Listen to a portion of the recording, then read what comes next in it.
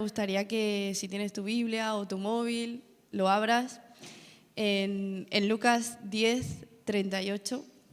Yo tengo la Nueva Traducción Viviente, pero tú puedes leer la que tengas.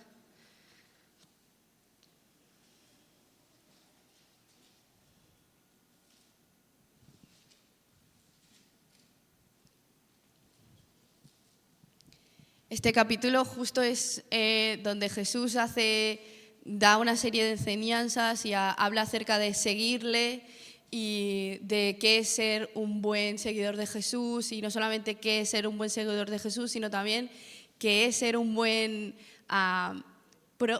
prójimo, cómo yo tengo que tratar a mi prójimo. Y en esta última parte del capítulo 10 dice lo siguiente, dice: durante el viaje a Jerusalén, Jesús y sus discípulos llegaron a cierta aldea donde una mujer llamada Marta los recibió en su casa. Su hermana María se sentó a los pies del Señor a escuchar sus enseñanzas, pero Marta estaba distraída con los preparativos para la gran cena. Entonces se acercó a Jesús y le dijo: Maestro, ¿no te parece injusto que mi hermana esté aquí sentada mientras yo hago todo el trabajo? Dile que venga a ayudarme. El Señor le dijo: Mi apreciada Marta, ¿estás preocupada y tan inquieta con los detalles? Hay una sola cosa a la que vale la pena preocuparse. María la ha descubierto y nadie se la quitará. Seguro que la has escuchado o la has leído muchísimas veces, que has escuchado reflexiones sobre esta pequeña porción del Evangelio de Lucas. Pero bueno, una vez más vamos a ver lo que el Espíritu Santo quería poner en Lucas, y por qué esta historia y no otras se quedó aquí.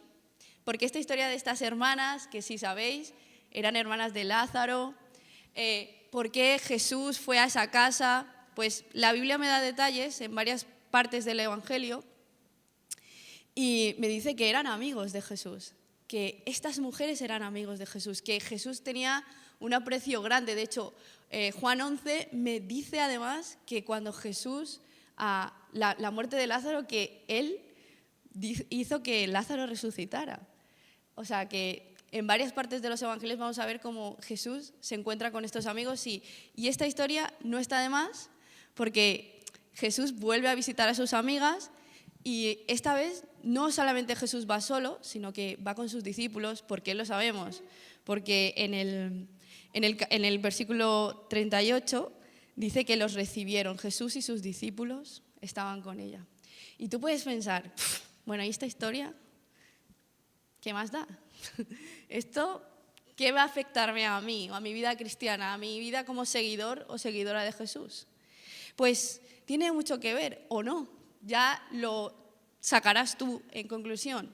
Pero déjame decirte algo acerca de estas dos hermanas. La Biblia dice que Marta estaba preocupada porque todo saliera bien. Es como aquí las mujeres, sobre todo, no es por esto a los hombres, pero a las mujeres que nos gusta cuando vayan a nuestra casa que todo esté limpito, que todo esté ordenadito, que si hay comida pues que se le dé lo mejor. Pues resulta que en la cultura judía del siglo I esto era importante también. Era una parte de honra a quien iba a su casa. Y era muy antigua. De hecho, en Génesis 18, cuando Abraham recibe a los 3 visitantes, que sabemos hoy que son 2 ángeles y Dios, los recibe con generosidad. Era un deber especialmente importante en esta cultura, donde no había hoteles como ahora, donde había muchas distancias. Entonces, la gente del siglo I debían ser buenos anfitriones, recibir al huésped con honra, lavarle los pies porque caminaba mucho y sus pies estaban sucios. Entonces, un acto de generosidad es que cuando llegaban a su casa, lo primero que hacían era lavarle los pies. Le proveían de comida, de bebida, de descanso, y no los echaban como hay alfombras a veces que dicen, cuando entras dice bienvenido, pero no tanto, no. Ellos, si tenías que quedarte un mes con ellos era una honra, porque además era buen visto entre la gente del siglo I. Y si alguien no invitaba a estas personas que pedían asilo, era visto por los demás como deshonra, estaba mal visto. Hoy en día pues no se ve mal, yo qué sé. Pero en el siglo I y aún en la cultura judía se tiene muy en cuenta. Y sobre todo la mujer. La mujer tenía que ocuparse de su casa, ocuparse de que todo estuviera bien, tenía que preparar la casa, cocinar y servir. Por tanto, Marta en esta historia no estaba haciendo nada malo. Vino su amigo Jesús con sus discípulos, que seguramente conocía a los discípulos, y lo que quería ella era, es que yo quiero que Jesús y los discípulos y mis amigos estén bien. Yo tengo que estar preocupada para que no falte nada, para que la comida esté hecha, para que ellos estén bien, para que sus pies estén limpios.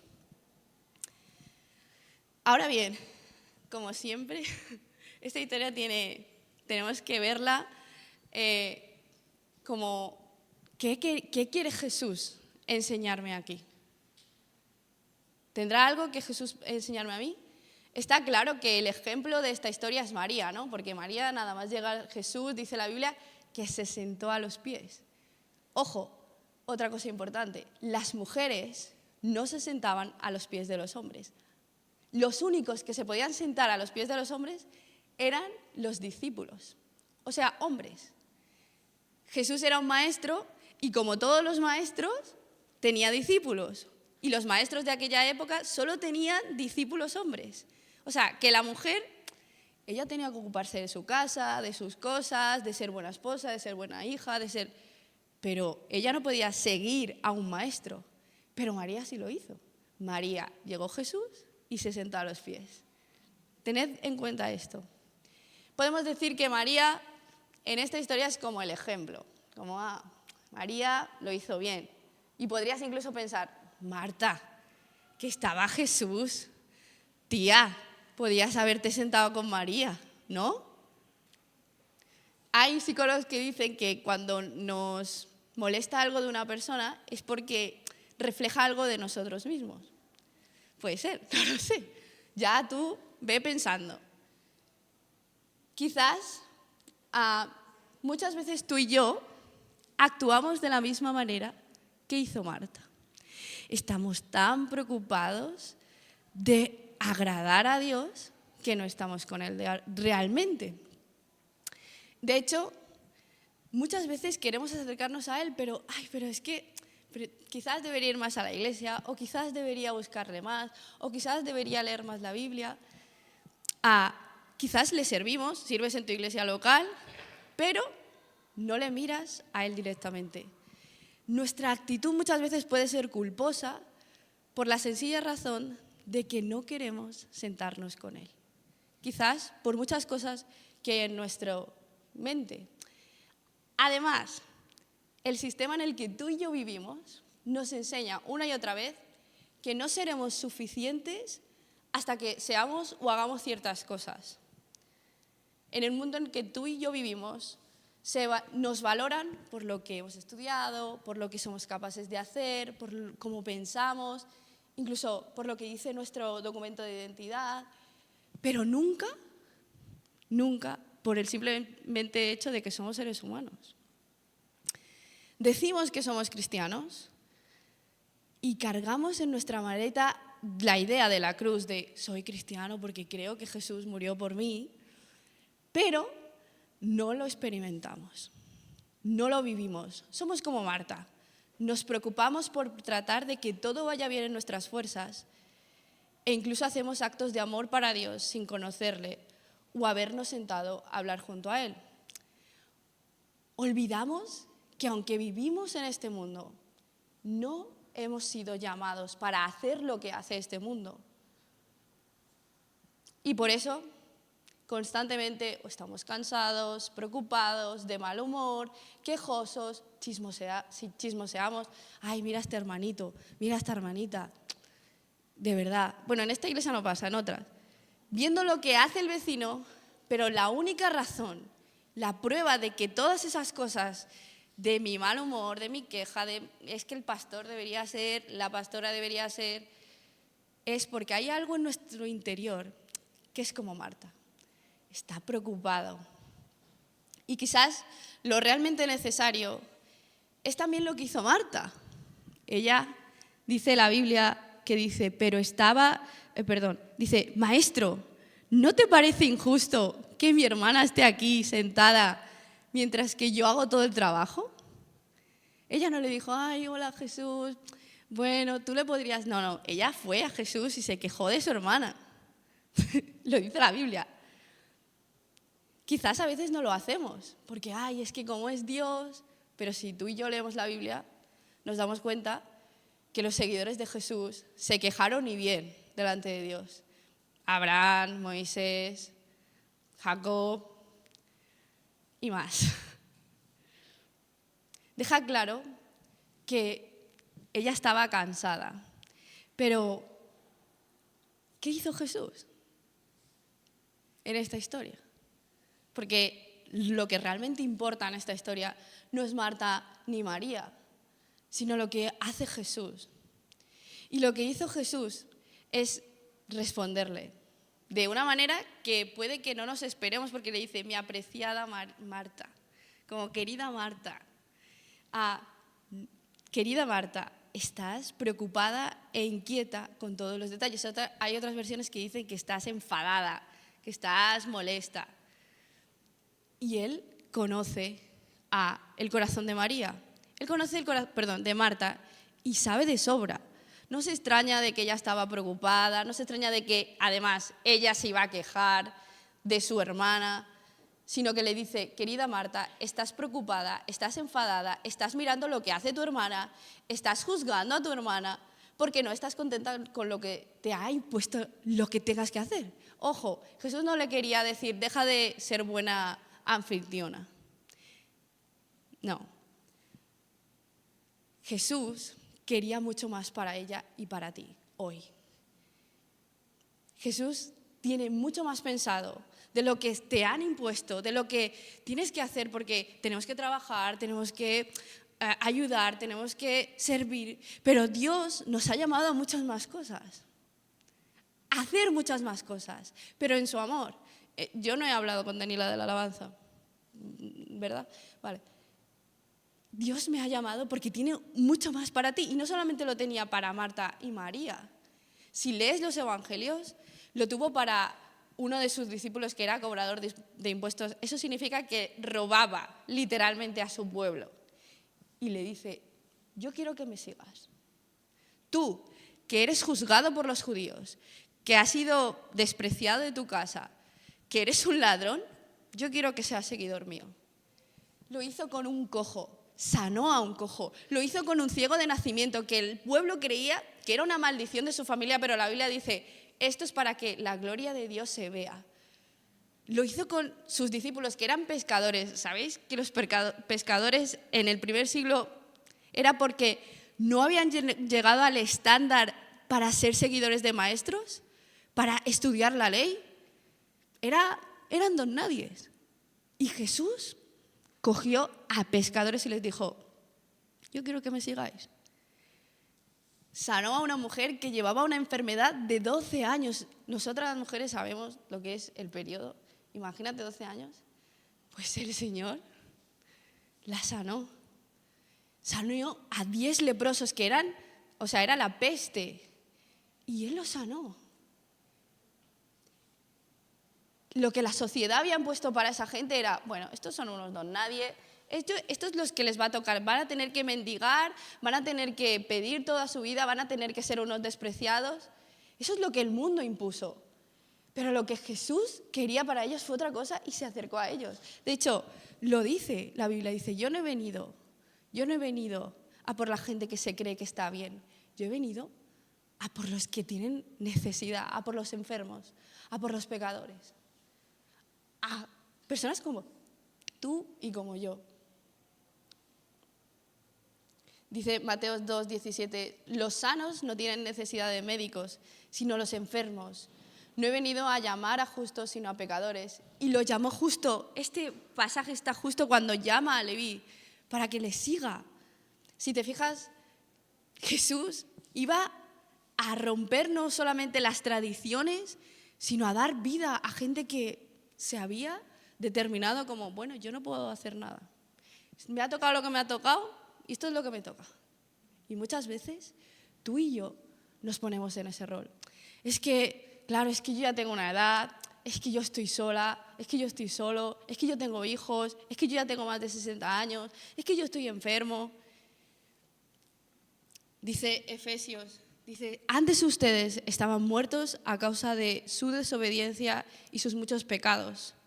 Vivían en pecado igual que el resto de la gente, obedeciendo al diablo, el líder de los poderes del mundo, quien es el espíritu que actúa en el corazón de los que se niegan a obedecer a Dios. Todos vivíamos así en el pasado, siguiendo los deseos de nuestras pasiones y la inclinación de nuestra naturaleza pecaminosa. Por nuestra propia naturaleza éramos objeto de enojo de Dios, igual que todos los demás. Pero Dios es tan rico en misericordia y nos amó tanto que a pesar de que estábamos muertos por causa de nuestros pecados, nos dio vida cuando levantó a Cristo de los muertos. Es solo por la gracia de Dios que ustedes han sido salvados, pues nos levantó de los muertos junto con Cristo y nos sentó con Él en los lugares celestiales porque estamos unidos a Cristo Jesús. De modo que en los tiempos futuros Dios puede ponernos como ejemplo de la increíble riqueza de la gracia y de la bondad que nos tuvo, como se ve en todo lo que ha hecho por nosotros, que estábamos unidos a Cristo Jesús. A pesar de lo que tu queja o tu cosa delante de Dios, recuerda una cosa, Él también te ha librado de la muerte eterna. Pero no solamente quiere que sepas que vas a ir al cielo con Él. No solamente quiere que le sirva, no solamente quiere que vayas con tu cruz, porque sí, porque Dios me salvó. Quiere que hagas algo con eso que te ha dado. Quiere que desde donde tú estás, no solamente hables, sino seas luz de lo que Él ha hecho en tu vida. Y muchas veces, y yo me incluyo, nos olvidamos de que sí, tenemos la vida eterna, pero que hay muchos a nuestro alrededor que no tienen la vida eterna y somos como Marta. Pero es que, Señor, yo estoy haciendo tantas cosas, pero mira mi hermano, mira mi hermana, y nos olvidamos que Él puede ver nuestro corazón y que Él puede hacer mucho más. Pero es que yo nunca he estudiado, pero es que yo nunca voy a poder hacer esto. ¿Y por qué no le preguntas a Dios lo que puedes hacer? Como hizo Marta. Y la respuesta de Jesús fue, ya sé que estás cansada, ya sé que no te gusta esto, pero María, escogió la buena parte. Por eso María, a pesar de la sociedad, lo que la sociedad le había impuesto a ella, que solo podía ser ama de casa, que solo podía ser ahí relevada, ella sabía quién era su maestro. Ella sabía quién era Jesús. ¿Tú sabes quién es Jesús en tu vida? Esto es una pregunta no para que me asientes con la cabeza de sí, no. Esto es como mucho más profundo. Yo sé quién es Jesús. Yo sé quién es Jesús. Yo sé lo que Él hace en mí todos los días. Yo sé que Él puede cambiar cosas en mí. No solo que me perdonó de mis pecados. ¿Soy consciente de qué es que me perdonó de mis pecados? ¿Soy consciente de que soy malo? Que la Biblia dice que soy malo, que todos mis pensamientos, que todos mis actos, que todo lo que yo hago, incluso las cosas buenas, tienen una intención egoísta. ¿Soy consciente de eso? ¿Soy consciente que le necesito? Esa es una pregunta que dejo al aire. ¿Soy consciente que Jesús de verdad puede transformar, independientemente de quién sea yo? María sí que sabía quién era el maestro. María sabía quién era Jesús y por eso ella, cuando lo vio, se arrodilló. Y no dejó de mirarle, no dejó de escucharle, no dejó de atender. Y cuando lees el Evangelio, cuando su hermano estaba a punto de morir, ella sabía que él podía hacer un milagro. Ella sabía, yo sé que tú puedes, aunque estaba triste. María, a pesar de que probablemente fue una ama de casa, de que ella fue discípulo de Jesús, ella sabía qué era ser seguidora de Jesús.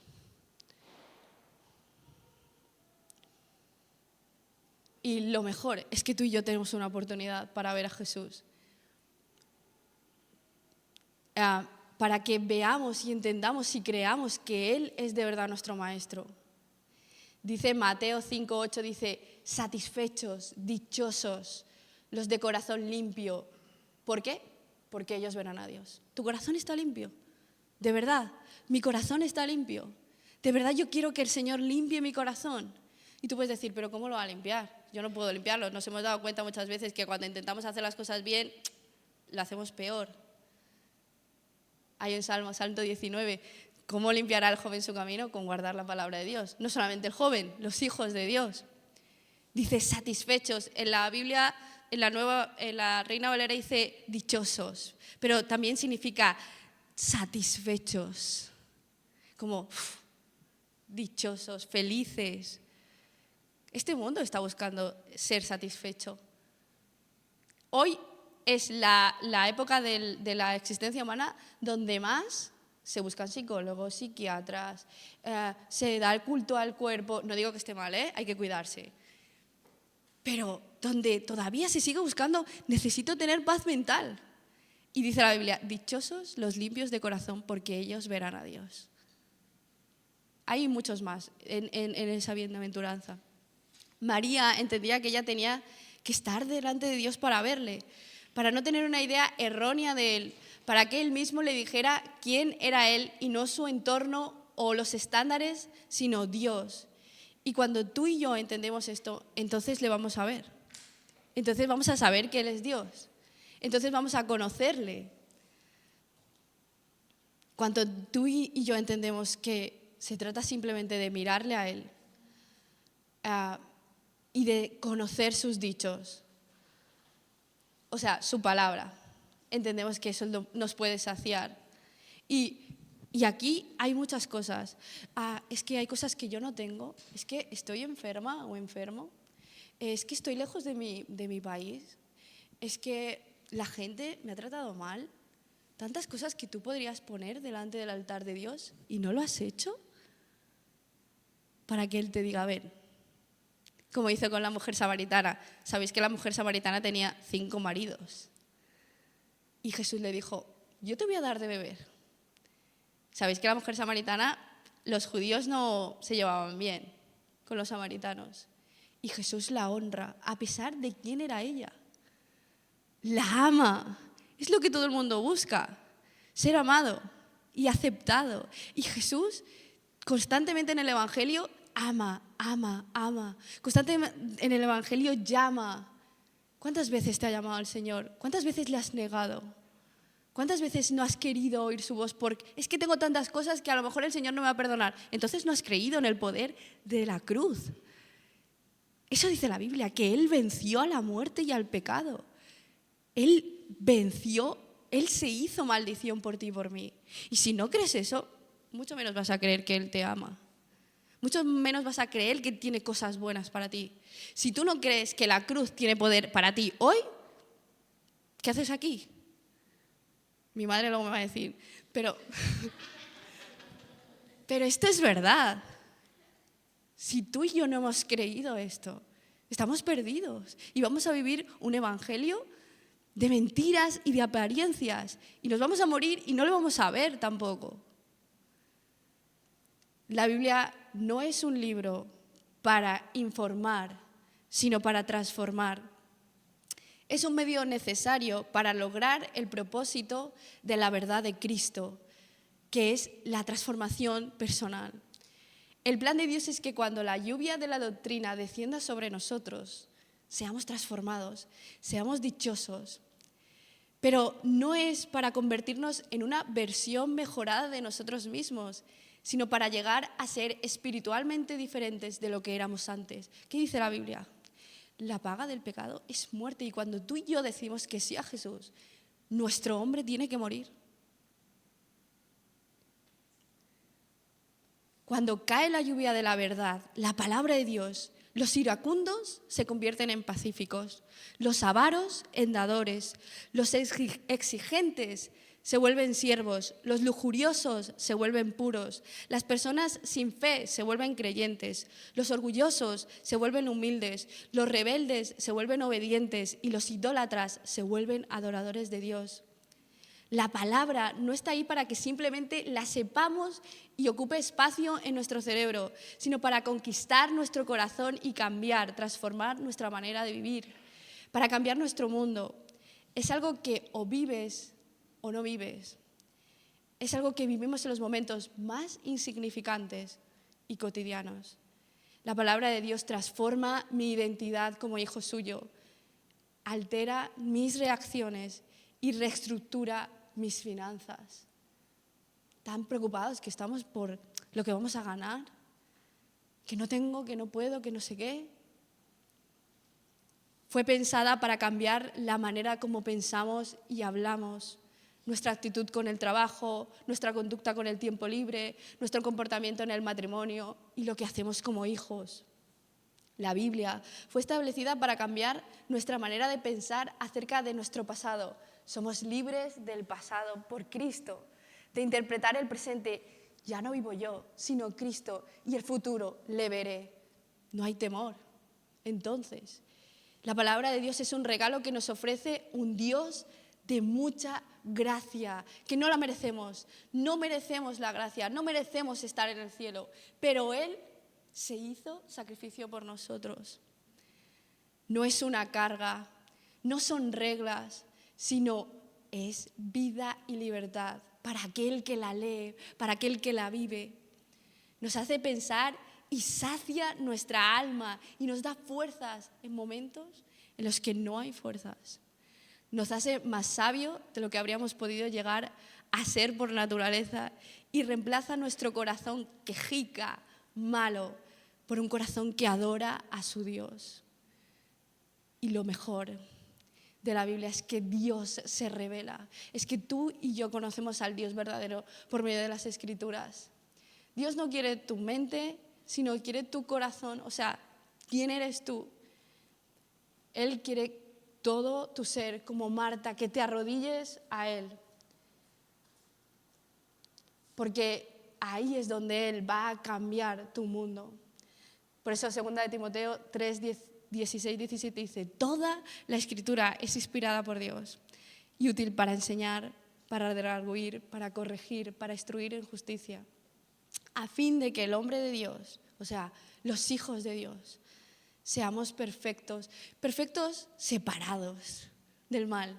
No te pienses como, tengo que ser perfecto, no, separados y enteramente preparados para darnos a otros. Eso es lo que hizo María. Ella sabía muy bien que Jesús tenía las palabras de vida. Ahora, tú lo sabes, tú lo has creído.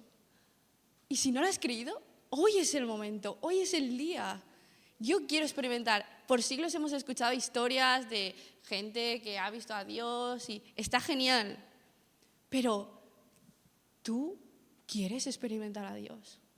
Pero es que, Paola, yo no soy, yo qué sé, Billy Graham o yo qué sé, cualquiera, o yo qué sé, Spurgeon o vuestro personaje favorito cristiano. No, es que Dios le da igual. Dios quiere que tú te sientes como lo hizo María, para que tú veas la gloria de Él en tu vida. ¿Lo crees? Me falta fe, pídesela a Dios. Eso dice Santiago.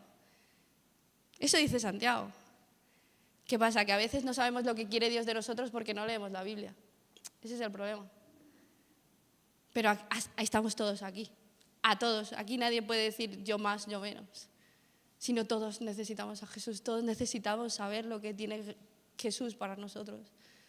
Hoy es una nueva oportunidad. ¿No ves que hoy es un día de gracia para eso? Es que hoy puedo ir a Dios y Él me va a enseñar. Y sobre todo tenemos a su Espíritu Santo, ese consolador. Dice el Evangelio, Él os guiará a toda verdad. Él os guiará. Ahora, yo quiero escuchar esa verdad. Yo quiero ser transformado, transformada. Yo quiero ser guiado. Yo quiero que Él empiece a hacer cosas en mi vida. Quiero dar testimonio de lo que ha hecho en mi vida. ¿O me voy a seguir quejando? Es que este Dios no me escucha. Es que este pastor, es que esta iglesia. O voy a ser como María, sentarme a los pies de Jesús. ¿Qué os parece si oramos? Señor, gracias porque tú eres un Dios tan bueno y necesitamos de ti, de aprender a escuchar tu voz como María y despojarnos de nosotros mismos para verte a ti, Jesús. Y gracias por tu iglesia aquí en Mérida, Dios, y por cada familia, Dios, y queremos verte a ti, Dios. Quizás han venido muchas personas aquí como sofocadas por el calor o sus problemas o cosas que no les dejan dormir o situaciones personales o no. O simplemente han venido a escuchar lo que tú tenías y Jesús, tú tienes pan para todos. Tú conoces el corazón de todos, tú sabes los deseos profundos de todos los que están aquí, Señor. Y algo que es increíble de ti es que tú eres un Dios que no miente, sino que eres un Dios fiel, que transforma corazones y que da vida y trae aliento y libertad al que está cansado, al que está oprimido. Y, Señor, oramos para que tu presencia, Señor, nos inunda, para que tu presencia, Señor, permanezca en nosotros, para que tu presencia nos llene y traiga paz a nuestro corazón, Señor. Tú eres el Dios de paz y de luz. Eres el Dios que quita toda oscuridad. Eres el Dios que cambia mentes, que cambia corazones. Eres el Dios que se glorifica en la vida de aquellos que deciden mirarte, que deciden buscarte, que deciden llamar. Y, Señor, sé que muchas veces hemos ido sin creer o no, pero te pedimos que nos des un corazón tan sensible a ti que podamos correr hacia ti, Señor. Que en los corazones que hay aquí, Señor, no haya temor de culpa o de cualquier cosa, Señor, o de orgullo incluso, sino que tu presencia sea de verdad en nosotros, que puedas abrir nuestros ojos, que podamos verte, Señor, en este tiempo, que podamos experimentar tu presencia y tu gloria, que podamos verte en las cosas cotidianas de nuestra vida, que podamos realmente ser conscientes de que tú vas con nosotros, no solamente que nos has salvado de una eternidad sin ti, sino que hoy y que los años que tú nos des podamos verte, Señor. Y oramos, Señor, y te pedimos que en esta semana tú nos recuerdes, no que tenga que pasar algo extraordinario ahora, sino que tú durante la semana nos recuerdes esto y que podamos buscarte, que podamos ir de verdad, que podamos derramar nuestro corazón delante de ti, que podamos meditar en quién tú eres, si de verdad eres nuestro Maestro o no, si de verdad eres nuestro Señor o no, si de verdad creemos en ti o no, para que podamos ver la verdad que eres tú, Jesús. En el nombre de Cristo.